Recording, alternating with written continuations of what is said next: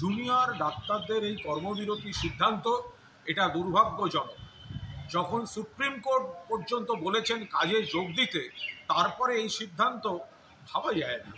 মাননীয় মুখ্যমন্ত্রী বারবার চেষ্টা করেছেন, আলোচনা করেছেন, কথা বলেছেন, যেখানে পরিকাঠামো এবং নিরাপত্তা ব্যবস্থা, নজরদারির ব্যবস্থার সমস্ত কাজ চলছে, সেখানে দাঁড়িয়ে এই পুজো উৎসবের মরশুম, ওদিকে বন্যা, এই অবস্থায় আবার কর্মবিরতি, এটা কারা করছেন, কাদের পরামর্শে করছেন, কেন করছেন?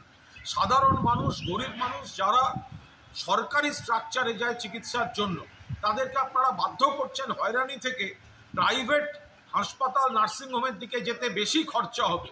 স্বাস্থ্যসাথী কার্ড থাকলে বাঁচোয়া, নইলে প্রচুর বিল। এটা কি হচ্ছে? সুপ্রিম কোর্টে আপনাদের লয়ার বলছে আপনারা কাজ করছেন বা কাজ করবেন। আপনারা এখানে সমস্ত কাদের বুদ্ধিতে, কোন উদ্দেশ্যে এই ধরনের ঘটনা? আরজি কর, তার তদন্তে এখন সিবিআই, যে অ্যারেস্ট হয়েছে সেটা কলকাতা পুলিশ করেছে, তদন্তে সিবিআই, আর অন্যদিকে সুপ্রিম কোর্ট হচ্ছে মামলাটি দেখছে।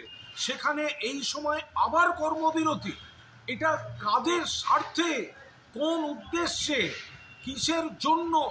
এত মানুষের এই সময়টা চিকিৎসার জরুরি পরিষেবার দরকার হতে পারে, বন্যা পরিস্থিতি রয়েছে, পুজো এবং উৎসবের মরশুম রয়েছে, এত মানুষের অর্থনীতি জড়িত, সেখানে আপনারা এক সাধারণ মানুষের কথা না ভেবে, এটা কাদের পরামর্শ, কারা চাইছে এই ধরনের পরিস্থিতি তৈরি করতে?